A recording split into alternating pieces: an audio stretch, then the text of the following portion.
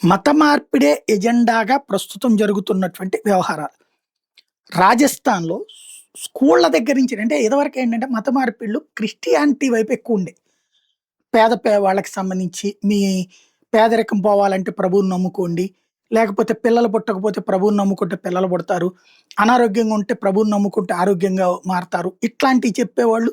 నిదానంగా వాళ్ళకి ఇక్కడ పంతులు గారులు ఎక్కువ అంటే డబ్బులు కట్టకపోతే సరిగ్గా తీర్థాలు ఇవ్వకపోవడం, సరిగ్గా చటారు ఇవ్వకపోవడం, డబ్బులు లేనటువంటి వాళ్ళని సరిగ్గా చూడకపోవడం, అదే సమయంలో పెళ్ళిళ్ళు, పేరంటాలకు ఇబ్బంది కావడం, ఇట్లాంటి సిట్యుయేషన్ కూడా వాళ్ళు వాడుకునేవాళ్ళు.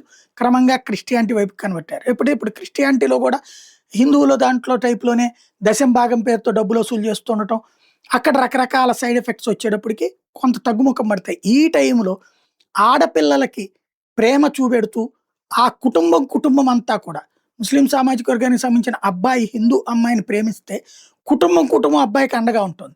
"నువ్వు రామ్మా నీకు ఫుల్ సెక్యూరిటీ మేమని" చెప్తున్నారు. తర్వాత నువ్వు నీ మతం ప్రకారమే నువ్వు బతకచ్చు అని చెప్తూ, ఆ తర్వాత మత మార్పిడికి గురి చేస్తున్నారు. ఆళ్ళ మతం పేరు పెడుతున్నారు. ఇవి క్రమంగా పెరుగుతోంది. ఇది కుటుంబాల్ని ఇట్లాగా మోటివేట్ చేసింది ఎవరో తెలీదు గానీ, భారీ మార్పులు జరుగుతున్నాయి. తాజాగా రాజస్థాన్‌లో ఇట్లాంటి సంఘటనే జరిగింది. Gym trainer Mohammad Ali already పెళ్ళైనటువంటి అబ్బాయి హిందూ గర్ల్‌ని ట్రాప్ చేసి మ్యారేజ్ చేసుకొని, ఆ పైన ప్రెగ్నెంట్ అయిన తర్వాతన మతం మారాల్సిందే అని చెప్పి గట్టిగా ఇష్యూ చేసినటువంటి నేపథ్యంలో ఆమె ఆందోళనకు దిగడంతో చర్చ ప్రారంభమైంది. చివరికి అమ్మాయిని 30,00,000 అమ్మేశాడు అన్నటువంటి విషయం ఇప్పుడు వైరల్ అయింది.